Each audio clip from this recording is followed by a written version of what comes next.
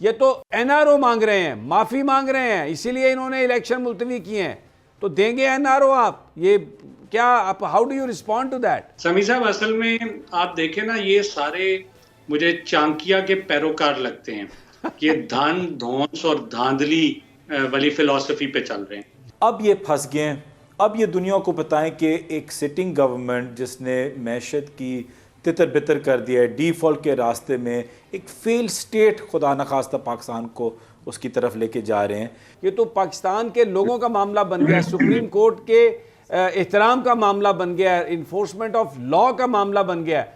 वकील के बारे में और उसके रिश्ते को एक्सप्लॉयट करके जिस तरह से उन्होंने सुप्रीम कोर्ट को धमकी दी, जिस तरह से उन्होंने सुप्रीम कोर्ट को अपने हक में फैसलों का रिक्वेस्ट भी की, थ्रेट भी किया, अंदिया भी दिया, वो बड़ा अनफॉर्चुनेट है। इसमें कोई शक नहीं कि ये एक तारीखी जलसा होगा। उसकी वजह यह है कि इसकी हवा पहले से ही चल पड़ी है। सब्सक्राइब करें और बेल दबाएं ताकि कोई खबर रह न जाए।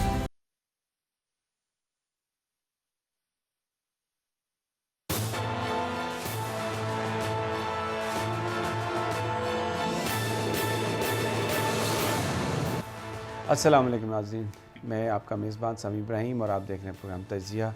स्टूडियोज़ में मेरे साथ हमारी को एंकर हैं अलीना इलियास, और लाहौर से मुझे ज्वाइन किया है पीटीआई के रहनुमा जुल्फ़ी बुखारी साहब ने। इसके अलावा उनके साथ साथ हैं अली अफजल शाही साहब। बड़ा आपने तज़किरा सुना उनका, कल राना सनाउल्लाह साहब भी बयान कर रहे थे। ऐसा लग रहा था पता नहीं अली अफजल शाही कौन है, कितना बड़ा कोई मुजरिम है, पता नहीं क्या उसकी शख्सियत है। ये आप देखें, एक छोटा सा नौजवान, चेहरे पे मुस्कुराहट और मोहब्बतें ही मोहब्बतें। अभी आप इसकी बात सुनेंगे तो परेशान हो जाएंगे कि राना सनाउल्लाह इनके बारे में बात कर रहा था। फिर इश्तियाक साहब हैं, लाहौर हाई कोर्ट बार के सदर, हमारे साथ हैं, क्योंकि अब इनके कांधों पर बहुत भारी ज़िम्मेदारी आ गई है। इसलिए कि मैं आज देख रहा था सुप्रीम कोर्ट बार के सदर आबिद ज़ुबैरी का भी इलामिया आ गया और उन्होंने रिजेक्ट किया है जो कुछ भी ये इलेक्शन कमीशन ने किया है। और अब जो तहरीक चलेगी, आज फवाद चौधरी और असद उमर साहब ने कहा कि वकला इसको लीड करेंगे और पीटीआई जो है वो उनके साथ होगी। वर्कर्स का क्या इस वक्त मोराल है, वहाँ पर भी जाएंगे। ज़मान पार्क और जाबर वकास वहाँ पर मौजूद होंगे। वैसे तो जो ख़बरें हैं वहाँ पर पूरा एक कैंप, एक शहर है कैंप्स का, जहाँ पर वर्कर्स आते हैं जाते हैं और वहाँ पर लोगों को, जो आदमी जिस जगह से आया है उसने जो कैंप लगाया है वो अपनी इस्तेताअत के मुताबिक लोगों की खिदमत भी करता है। 4-5 हज़ार बंदा हर वक्त मौजूद होता है। और वो कहते हैं कि खान साहब की तरफ अगर किसी ने आंख भी उठाकर देखी तो ये हमारी रेड लाइन है, और साबित किया पीटीआई के वर्कर्स ने। तो आगाज़ करते हैं। सबसे पहले मैं आपको आज जो आज़म नज़ीर तारड़ साहब हैं, वज़ीर कानून, उन्होंने एक प्रेस कॉन्फ्रेंस की, और उस प्रेस कॉन्फ्रेंस, वो प्रेस कॉन्फ्रेंस नहीं थी, वो एक तरला था, वो एक मिन्नत समाजत थी, वो चीखें थीं, वो आहें थीं, और अपना मैसेज इन्होंने सुनवाने के लिए इलेक्शन कमीशन को यूज़ किया कि जनाब आप जो इलेक्शन की डेट है उसको विड्रॉ कर लें। ये एनआरओ चाहते हैं। ये वो बात है जो इमरान खान साहब पहले दिन से कर रहे हैं। नवाज़ शरीफ की पार्टी को एनआरओ चाहिए। आज मैं अभी आपको शॉर्ट सुनवाऊँगा, आज़म नज़ीर तारड़ साहब जो वावेला कर रहे हैं, सारा मुद्दा आपको समझ में आ जाएगा कि असल कहानी क्या है सारी। वो ये कह रहे हैं कि जनाब ये जो हमारे आपने यक्के को भेज दिया नाहल करके यहाँ से, बस उसको वापस लाएं, डायलॉग करें, लेकिन डायलॉग में ये चीज़ शामिल हो। आइए सबसे पहले आपको मैं आज़म नज़ीर तारड़ की वो गुफ्तगू सुनवाता हूँ। आज अगर उन्हें एहसास हो गया, अल्लाह करे उन्हें ये एहसास हो, और मैंने ये मीडिया में पढ़ा है कि उन्होंने कहा मैं बैठता हूँ, अब अगर तो वो 2 एलची भेज देंगे तो ठीक है, 2 बंदे हम भी बैठ जाते हैं। लेकिन अगर वो ग्रैंड नेशनल डायलॉग करना चाहते हैं तो आपकी सिविल सोसाइटी और बार काउंसिल्स ने, ये मेरी अपनी राय है, एक अच्छा प्लेटफॉर्म तजवीज़ किया है। उन्हें बैठना चाहिए उस पर, बाकियों को भी बैठना चाहिए। देखें, ये मुल्क पहले, पाकिस्तान सबसे पहले, रियासत सबसे पहले, हमने तो अपनी सियासत की कीमत अदा की है। पाकिस्तान के लिए हम इकट्ठे बैठें और सोचें। ये सियासी ओहदे लेने से किसी ने कोई बड़ा स्कोर नहीं कर लेना। इस कश्मकश में, इस गिरेबान एक दूसरे के खींचने में, अगर आपकी मुईशत डूब रही है और डूब चुकी है, पौने 4 साल में आपने वो पॉलिसीज दी कि पूरे मुल्क में आज तक जो कर्जों का हुजम था वो एक तरफ, और उसका तकरीबन 80% आपने उन पौने 4 साल में ले दिया, और अब आप कहते हैं 11 महीने में इन्होंने भट्टा बिठा दिया है। तो ये उस ग्रैंड पॉलिटिकल डायलॉग का हिस्सा होगा। आपने लोगों को ताहयात नाअहल करने के लिए आप इंस्ट्रूमेंट बने, आपने पॉलिटिकल स्ट्रेंथ दी उस सारे काम को, आपने अपोजिशन को दीवारों में चुना, आपने जेलों में डाला, मंशियात के झूठे मुकदमे बनाए, सजाए मौत है जिनमें, आपने प्रोसीजरल लैप्सेस के ऊपर साबिक वफाकी वज़रा को, उसमें चाहे एहसन इकबाल को ले लें, उसमें शायद खाकान अब्बासी साहब को ले लें, मैनी अदर्स, आपने उन्हें महीनों महीनों जेलों में ताड़े रखा। तो ये इस तरह तो नहीं ना चीज़ें, इस तरह ये सियासत तो नहीं है। बैठें, ये ट्रूथ एंड रिकन्सिलिएशन का प्रोसेस होना चाहिए, बैठ के बात करें, ग्रैंड नेशनल डायलॉग हो। पाकिस्तान में जो पॉलिटिकल हीट है इस वक्त, आज मैं आपसे ये बात कर रहा हूँ, मैं सियासत के तालिब इल्म के तौर पे समझता हूँ, आप इन हालात में इलेक्शन करवा दें, ये खूनी इंतखाबात होंगे, इसमें हम मुल्क का नुकसान करेंगे। ये ट्रूथ एंड रिकन्सिलिएशन कमीशन की बात कर रहे हैं, ये ताहयात नाअहली ख़त्म करने की बात कर रहे हैं। और वो ताहयात नाअहल कौन है? सुप्रीम कोर्ट का भगौड़ा जिसका नाम नवाज शरीफ है। पूरी कौम उसको देखती है, बिल्कुल माशाल्लाह हट्टन कट्टन ठीक ठाक, अल्लाह ताला उन्हें और भी सेहत दे। यहाँ पे तो वो पता नहीं कौन सा खून उसके प्लेटलेट्स दिखा के वो भागने में कामयाब हो गए। मुर्गी का खून था बताया जाता है, वो हमज़ा की कुकड़ी जो थी उनकी जो फॉर्म की उसका खून था, तो वो चले गए ये सब कुछ दिखा के। अब ट्रूथ एंड रिकन्सिलिएशन कमीशन और उनकी जो ताहयात नाअहली है वो, और जो मुकदमात हैं, चाहे वो प्रोसीजरल लैप्सेस हैं, चाहे वो कुछ भी हैं, वो मुकदमात पर बात होगी। NRO, आज़म तारड़ ने कहा है NRO। जुल्फी बुखारी, सबसे पहले मैं आपकी तरफ आता हूँ, ये तो NRO मांग रहे हैं, माफ़ी मांग रहे हैं, इसीलिए इन्होंने इलेक्शन मुलतवी किए हैं, तो देंगे NRO आप? ये क्या आप, how do you respond to that? Doctor साहब, मैंने सबसे पहले तो रमज़ान मुबारक सबको। दूसरी बात जो आपका सवाल था वो ये था कि मैंने पहले दिन से बोला था और कई दफ़ा बोला है कि ये जो इस दफ़ा इनने हुकूमत ली थी वो ये नहीं थी कि वो अपने पैसों में, अपने जो डाके मारे उनमें इजाफ़ा करें। ये सिंपली था कि जो उनके केसेस हैं उनको बंद कराएं, और जो NROs बना सकते हैं, लोगों को वापस लेके आ सकते हैं, वो करा दें कि लोगों को जो केसेस हैं वो ईज़ करा दें। जो आपने देखा है नैब के ज़रिए, आपने देखा है कि हर एक किस्म का केस इनका ख़त्म हो चुका है, चाहे PPP हो, चाहे PMLN हो, चाहे कोई और पार्टी हो। अब जो ये चाह रहे हैं, अब ये जो फंसे हुए हैं वो इसलिए फंसे हुए हैं क्योंकि खान साहब ने बड़ी मैग्नैनिमिटी दिखा के कि मैं तो सिर्फ नॉट जस्ट और आर्म फोर्सेस या आर्मी चीफ, मैं सबके साथ बैठने के लिए तैयार हूँ अगर वो मीटिंग पाकिस्तान को आगे लेके जाने की बात हो। आगे लेके जाने की बात IE मीनिंग इलेक्शंस। ये अब फंसे हुए हैं क्योंकि ये कह रहे हैं कि अब तो खान साहब ने तो पूरे मुल्क में कह दिया और मीडिया कह दिया कि मैं सबके साथ बैठने के तैयार हूँ, इसके बावजूद कि मेरे पे इन्हें गोलियाँ चलाई हैं, इसके बावजूद इनने पर्सनल अटैक्स उन पर, उनके फैमिलीज़ पे किए, उनके घर के अंदर घुसे हैं, हर चीज़ जो कानून के ख़िलाफ़ हो सकती है उनने की है उनके और उनकी फैमिली के ख़िलाफ़। उसके बावजूद वो कह रहे हैं मैं सबके साथ बैठने के लिए तैयार हूँ। अब ये फंस गए हैं।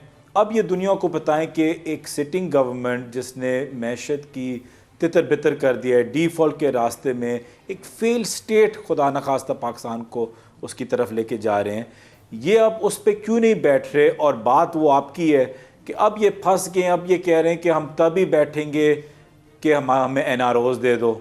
जो बाहर भागा हुआ है कब से, जो पूरी गेम जो सजाई हुई थी एक बंदे के लिए जो बाहर बैठा हुआ है नवाज शरीफ, उसके लिए जो गेम सजाई हुई थी उसको वापस आने दे, फिर हम आपको बैठ के इलेक्शंस की बात करते हैं। जब खान साहब ने कह दिया कि हम सब बैठे, जिस किस्म की आपको सेक्शंस ऑफ सोसाइटी को लेके आना है उनको बीच में बैठाएं, and let's talk about Pakistan progress meaning the reset button. अच्छा जुल्फी बुखारी साहब, एक दफ़ा मुझे याद है कि इमरान खान साहब ने एक और भी बात की थी, मुझे याद है उन्होंने कहा था कि अगर नवाज शरीफ साहब वापस आना चाहते हैं तो वो आ जाएं और अगर वो इलेक्शन लड़ना चाहते हैं तो लड़ लें। थोड़ा इसके ऊपर रोशनी डालिएगा, इसका कोई ताल्लुक हो सकता है आने वाले दिनों में NRO 2 के हवाले से, या जो भी आप लोग के ग्रैंड डायलॉग होंगे? देखें, इसमें दो चीज़ें हैं। पहली बात ये जो खान साहब ने बोला है बिल्कुल सही है। हमें बिल्कुल कोई फ़र्क नहीं पड़ता कि नवाज शरीफ वापस आए। मतलब ये मुल्क इस वक्त उससे और उसके सारे जो एफिलिएटेड लोग हैं, मैं आपको बताऊं, एक एक बंदा जो इस वक्त इसके कैबिनेट में बैठा हुआ है, एक तो बात है कोई उनको जानता नहीं है, लेकिन जो थोड़े बहुत 3-4 लोग जिनको जानते भी हैं लोग, इस वक्त अगर पहले सियासी तौर पे उनका एहतराम करते थे, इस वक्त उनसे नफ़रत करते हैं। नवाज शरीफ का पाकिस्तान में क्या, पाकिस्तान से बाहर रहना मुश्किल हो गया, तो वो 100 दफ़ा आए, इलेक्शन लड़ें, जो मर्ज़ी करना है। लेकिन जो उसका दूसरा पहलू है कि जब आप ये करेंगे कि नवाज शरीफ को फिर से आप लीगल कर देंगे, ऑथराइज़ कर देंगे इलेक्शन लड़ने के लिए, वापस ले आएंगे, वापस तो उनको वैसे ही आना है क्योंकि वो भागे हुए हैं। उनकी जगह तो पाकिस्तान जेल में बनती है, पार्लियामेंट में तो बनती नहीं है उनकी जगह। तो अगर आप वापस लेके आके फिर से कानून की धज्जियां उड़ा दें, जैसे इलेक्शन कमीशन ने कल किया है, तो ये फिर से आप बेसिकली इस वक्त, जैसे कि डॉक्टर साहब ने बोला कि पूरा मुल्क जुडिशरी, लॉयर्स और इनकी तरफ देख रहे हैं, क्योंकि जो अटैक अभी इस वक्त आया है, देखें अगर आप सही मायने में पूछें, पाकिस्तान तहरीक इंसाफ इस वक्त बहुत ही अच्छे जगह पे खड़ी हुई है। हर रोज़ जो गुजरता है वो खान साहब की और पाकिस्तान तहरीक इंसाफ की पॉपुलैरिटी को ऊंचाइयों पे लेके जाता है। इस वक्त जो एक्चुअल अटैक है, चाहे इलेक्शन अक्टूबर में हो चाहे इलेक्शन अप्रैल में हो, पाकिस्तान तहरीक इंसाफ हैंड्स डाउन 2/3 से भी बड़ी मेजॉरिटी लेके आएगी इस वक्त जो मौजूदा हालात हैं पाकिस्तान तहरीक इंसाफ के। लेकिन एक्चुअली मसला जो है, जो अटैक आ रहा है, वो आ रहा है हमारे जुडिशरी पे, कानून पे, कॉन्स्टिट्यूशन पे। तो उस पे लॉयर्स और जजेस क्या करेंगे? अटैक तो वहाँ आया हुआ है।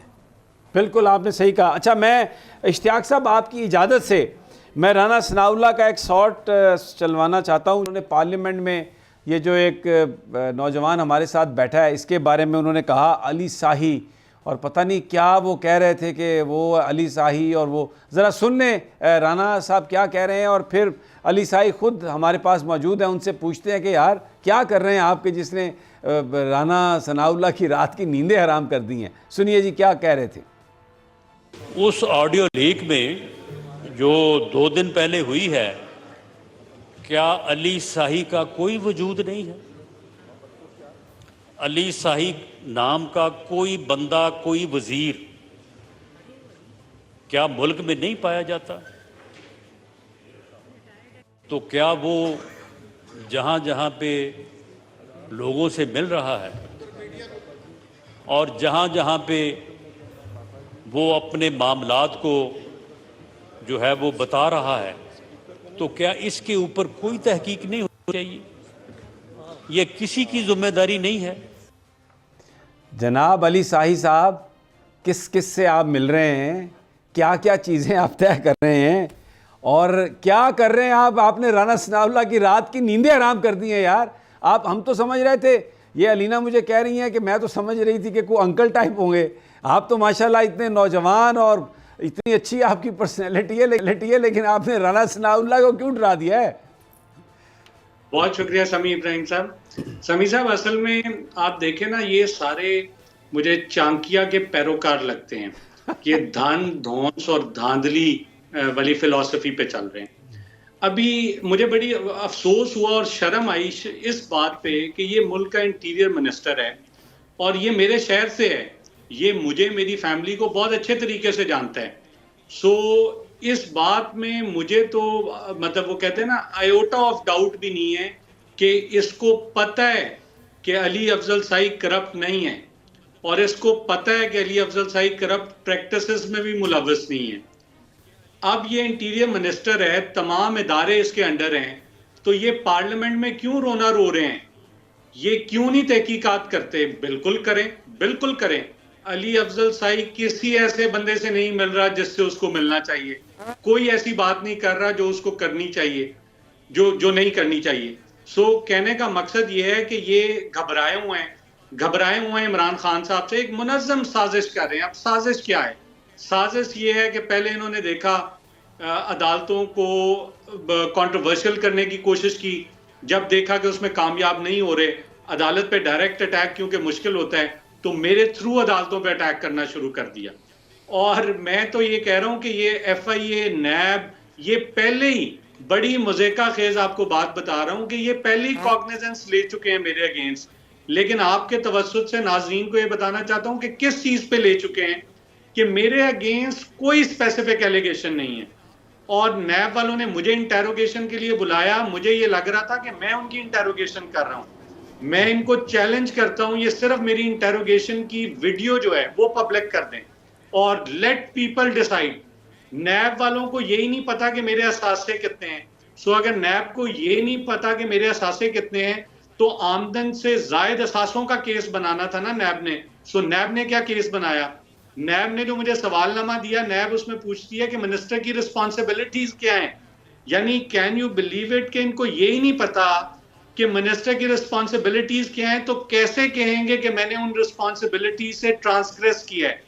फिर इसी तरह एंटी करप्शन का मुझे कल के लिए भी नोटिस आया हुआ है, बट उधर से उठाते हैं जो मेरे हल्के के ठेकेदार हैं या मेरे फॉर्मर डिपार्टमेंट CNW के मुलाजमीन थे, उनको हरासा करते हैं, मजबूर करते हैं कि अली अफजल साई के अगेंस्ट स्टेटमेंट दो। और मुझे जिन जिन लोगों को इन्होंने इन्वॉल्व किया, जिनको उठाया, डराया, धमकाया, सबके बयाने हल्फी मेरे पास मौजूद हैं। इंशाल्लाह टाइम आएगा तो मैं आपको वीडियो रिकॉर्डिंग भी सुनाऊंगा, मैं बयाने हल्फी भी पब्लिक कर दूंगा कि वो कहते हैं कि अली अफजल साई अल्हम्दुलिल्लाह एक टेडी पैसे का रवादार नहीं है। और समी इब्राहिम साहब, इस पे 1 घंटा बहस हो सकती है, मैं बड़े मुफस्सल तरीके से इन एलिगेशंस का जवाब दे सकता हूं। जो ये करप्शन की बात करते हैं, 2 चीजें ये हाईलाइट करते हैं। एक कहते हैं कि ठेकों में पैसे खाए, और ये ऑन रिकॉर्ड है, देखें रिकॉर्ड तो झूठ नहीं बोल सकता, और ये जो झूठ बोलते हैं वो कहते हैं झूठ के पाँव नहीं होते, ये जस्टिफाई नहीं कर सकते। मतलब मेरे हल्के में तो जो ठेके हुए हैं ये रिकॉर्ड बना है, हम 22% बिलो पे ठेके लेके गए हैं। जो पूरे पंजाब में ठेके हुए हैं 27 ठेके थे जिनकी जो रफ ठीक है, नहीं ये हमें पता है बिल्कुल अली अफजल, ये आपके बारे में हर बंदा ये बताता है, ये बात करता है, लेकिन क्योंकि रिश्तेदारियों को ये एक्सप्लॉइट करना जानते हैं और इश्तियाक साहब बड़े बेहतर अंदाज में बयान कर सकते हैं, बड़ी देर से वो हमारे साथ भी हैं, और अभी आगे जाके जुल्फ़ी बुखारी भी, अली अफजल साई भी, सारी तहरीक इंसाफ इनके पीछे होगी और ये आगे लीड कर रहे होंगे, क्योंकि इस वक्त अदलिया अंडर अटैक है, चीफ जस्टिस अंडर अटैक हैं। ये सारे जो ताने बाने हैं, इसमें पाकिस्तान की सुप्रीम कोर्ट पर ये प्रेशर डालना चाहते हैं कि वो अब ये इलेक्शन कमीशन से जो इन्होंने करवाया है, तो जनाब इश्तियाक साहब कब कन्वेंशन बुला रहे हैं? ज़ुबैरी साहब ने तो आज एक एलामिया जारी कर किया है सुप्रीम कोर्ट बार का, उन्होंने कहा हम इसको नहीं मानते, और PTI जो है वो जा भी रही है, लेकिन लीड तो आपने करना है। असल तो ये हमला अब ये कोई तहरीक इंसाफ की कहानी नहीं रह गई, ये तो पाकिस्तान के लोगों का मामला बन गया, सुप्रीम कोर्ट के एहतराम का मामला बन गया है, इन्फोर्समेंट ऑफ लॉ का मामला बन गया है। तो क्या कैसे देखते हैं आप, कैसे मूव करेंगे, और कब हम देखेंगे कि आप आगे आ गए हैं और बाकी पूरी कौम आपके पीछे पीछे इस्लामाबाद की तरफ रवां दवां है? बिस्मिल्लाहिर्रहमानिर्रहीम। सबसे पहले तो मैं समी इब्राहिम साहब एक बात वाज़ेह कर दूं कि कोई भी कानून और आइन से बालातर नहीं है।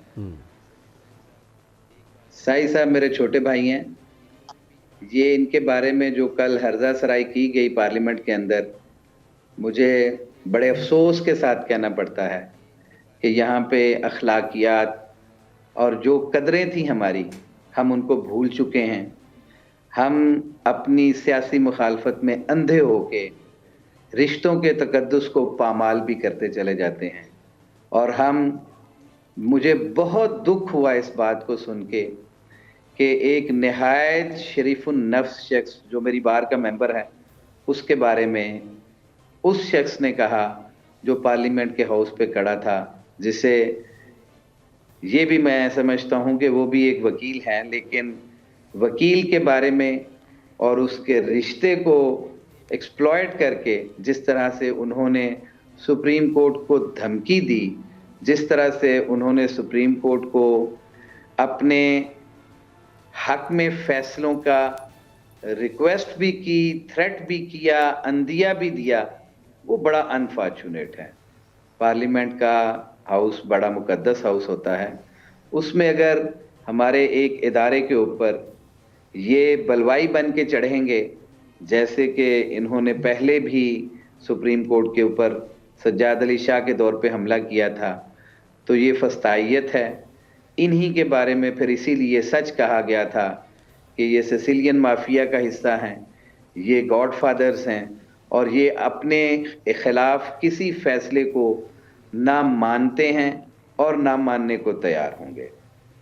जहां तक ताल्लुक है, अच्छा, मैं इश्तियाक साहब, सुप्रीम कोर्ट, ये इश्तियाक साहब आप बड़ी खूबसूरती से अली अफजल शाही के हवाले से और जो उनका रिश्ता है, बहुत ही, वो भी एक मुअज़्ज़ज़ शख्सियत हैं। इन्होंने राना सनाउल्लाह ने जिस तरह से जो एक घटियापन किया, आपने उसका बहुत ही यानी जिसे हम कहते हैं ना कि you are touching the hearts, ये जो बात आपने कही है। मैं यहाँ पर एक छोटा सा वक्फ़ा लेता हूँ, वापस आता हूँ तो आपसे और जुल्फ़ी बुखारी से और अली अफजल से मज़ीद गुफ्तगू करेंगे और ये जो सुप्रीम कोर्ट पर हमला है उसके हवाले से जो आपकी स्ट्रेटजी है, लेकिन ये एक छोटे से वक्फे के बाद।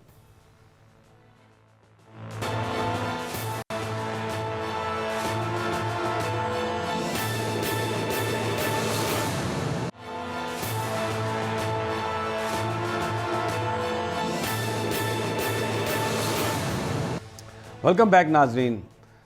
Lahore high court bar association के सदर इश्तियाक साहब ब्रेक पर जाने से पहले सुप्रीम कोर्ट के हवाले से वकला की जो स्ट्रेटजी है वो बयान कर रहे थे। जी इश्तियाक साहब, please complete what you are about to say. जी प्लीज। आपको याद होगा कि जब ये ज़मान पार्क पे हमला हुआ था, जब इमरान खान साहब को अरेस्ट करने की कोशिश की गई थी, मैंने तब भी एक ही बात कही थी कि ये इलेक्शन को डिले करना चाहते हैं। इनकी इस वक्त सियासी तौर पे एक ही ख्वाहिश है कि हम किसी तरह से सुप्रीम कोर्ट को, अब इन्होंने दबाना शुरू किया है कल की स्पीचेस के अंदर, और अब इन्होंने इलेक्शन कमीशन को कंपेल करके ये जो ऑर्डर लिया है, इस ऑर्डर की कोई कानूनी, मैं समझता हूं, हैसियत आइन के अंदर मौजूद नहीं है। ये स्ट्रेट वे सुप्रीम कोर्ट के ऊपर हमला है, ये कॉन्स्टिट्यूशन की एब्रोगेशन के मुतरादिफ है, और मैं समझता हूं कि कोई भी जी शऊर आदमी, आपने तो सिर्फ पीटीआई का कहा कि पीटीआई आपके पीछे होगी, हम तहरीक चलाएंगे तो इंशाअल्लाह उल अजीज पूरी सिविल सोसाइटी और वो लोग जो इस मुल्क में आइन और कानून की बालादस्ती चाहते हैं, जो कहते हैं कि जो बड़े के लिए अलग कानून ना हो और छोटे के लिए अलग कानून ना हो, वो सब के सब यक जुबान होके इंशाअल्लाह उल अजीज इस तहरीक का हिस्सा भी बनेंगे।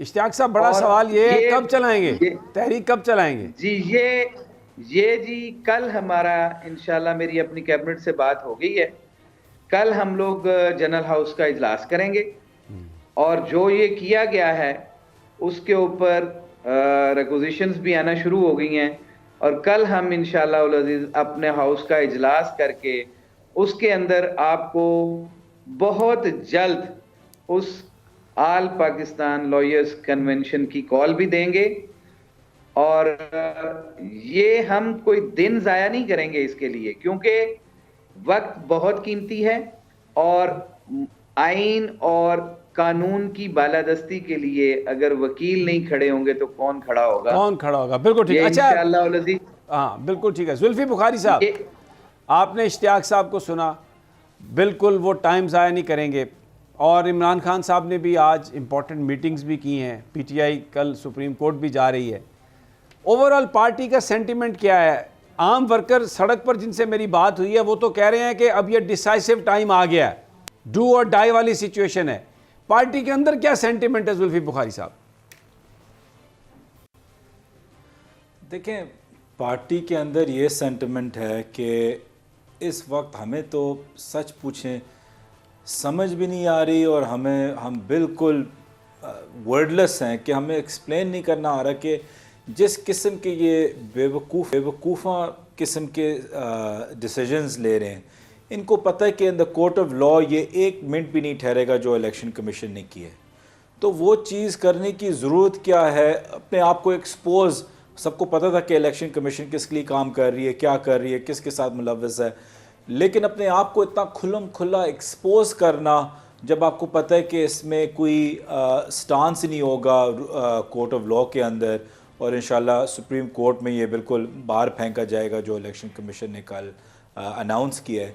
तो इसमें कोई स्ट्रेटजी जो सबसे एक्चुअली अफसोसनाक बात है कि इनके पास कोई स्ट्रेटजी नहीं है, या जो उनके ऊपर टेयर की जो एडवाइजरी बोर्ड्स हैं और इंस्टीट्यूशंस हैं, नज़र जो अफसोसनाक बात है कि शायद उनके पास भी कोई स्ट्रेटजी ना हो। किसी के पास कोई स्ट्रेटजी नज़र नहीं आ रही कि अगर पीटीआई को रोकना है तो कैसे रोकें। मतलब कि थोड़े बहुत इनके पास कोई समझदार पॉलिटिशियंस भी हैं, कोई लीगल एडवाइस भी होगी, कोई कोई तीसरी एडवाइस भी होगी, लेकिन उनको मिल मिला के भी इनके पास कोई सेन वॉइस इनके पास नहीं है, या कोई स्ट्रेटजी नहीं है कि पीटीआई को या इलेक्शंस को कैसे रोकें। अच्छा, इनके एक चीज़ अच्छा बुखारी साहब, इनके जो ऑब्जेक्टिव्स हैं, इनके जो एम्स हैं, वो तो इन्होंने बहुत क्लियरली, आपने राना सनाउल्लाह से सुन लिया, ग्रैंड डायलॉग, मुकदमे वापस, नवाज शरीफ को वापस। तो पीटीआई क्या अगर इस वक्त सारी जो सूरत हाल है उससे निकालने के लिए इनके साथ बैठेगी इस इशू पर? कोई इम्कान है? कुछ वॉइसेस हैं ऐसी जो कह रही हैं कि चलो यार बैठ जाओ, इन्होंने कौन सा जीतना है, एक हुज्जत ही कर लो जो भी है। देखें इब्राहिम भाई, हम बैठने के लिए सबके साथ तैयार हैं। हम एक चीज़ पे नहीं बैठेंगे, वो है एनआरओज़ पे। हम एक चीज़ पे नहीं बैठेंगे कि इनके करप्शन केसेस माफ़ करें। हम इन चीज़ों पे नहीं बैठेंगे। हम बैठेंगे तो सिर्फ कि पाकिस्तान जिस पोलराइजेशन और पाकिस्तान जिस स्टैगनेंट तरीके से इस मोड़ पे है और तबाही के मोड़ पे है, हर लिहाज से जो भी तबका हो, चाहे अमीर से अमीर हो, गरीब से गरीब हो, हम उसको रोकने के लिए हम उस पे बैठेंगे। और लेकिन अगेन उसका हल सिर्फ एक ही है, इलेक्शन। इसलिए हम बैठेंगे। बिल्कुल। अगर हर कॉन्वर्सेशंस की बात कि आखिर में इलेक्शंस ना हुए, हम फिर बैठना कोई फ़ायदा नहीं है। हम कोई करप्शन केस माफ़ करने के लिए नहीं बैठेंगे। हम कोई नवाज शरीफ में आखिर में सिर्फ ये नवाज शरीफ की वापस, आप आखिर में सिर्फ अली अफजल सई की साहब की बात ज़रा कर दूं कि अली अफजल सई ने थोड़ा बहुत सच बोला है, लेकिन पूरा सच नहीं बोला। मैं बड़ा डिसअपॉइंटेड होता अली अफजल सई पे कि अगर राना सनाउल्लाह उनकी बात ना करता, क्योंकि एक यंग ब्लड है, ज़बरदस्त हमारे लीडर हैं, और ये आपको जो पूरा सच ये नहीं बता रहे कि इनकी जो थोड़ी सी टाइम एज अ मिनिस्टर इनने पूरे पंजाब में कितने काम कराए हैं। तो जो ये काम एक्चुअली जो उनको जो वक्त पड़ा था वो डेवलपमेंट वर्क्स पे जो उन्होंने कराए थे एक छोटे से वक्फे में। तो इसलिए इन पे राना सनाउल्लाह और पूरी नून टूट पड़ी है, और ज़ाहिर बात है रिश्तेदारी के ऊपर भी। लेकिन मैं उनको सिर्फ ये कहना चाहता हूँ, जब मैं पहले सियासत में आया था मेरे पे हर किस्म का अटैक होता था, क्योंकि वो समझते थे कि मुझ पे अटैक करके वो खान पे अटैक कर रहे हैं। तो ये चीज़ आपको ऊपर ही लेके जाती है, और सबको पता है कि उनकी पर्सनैलिटी और उनका ख़ानदानीपन और उनका अखलाक कैसा है। तो ये उनकी काम की बेसिकली रिवॉर्ड्स हैं जो उनने किए, जो राना सनाउल्लाह दे रहे हैं। और डिसअपॉइंटिंग होता अगर नून लीग ना करते। ठीक है, मुझे एक वक्फा लेना है, वापस आते हैं तो अली अफजल साहब बात करेंगे, पूछेंगे कि ये जो लाहौर का जलसा है, पानी छोड़ दिया पार्क में, और ज़मान पार्क भी जाएंगे, वहाँ पे हमारे नुमाइंदे भी हमारे साथ हैं, वहाँ पर इश्तियाक साहब से भी बात करेंगे, लेकिन एक छोटे से वक्फे के बाद।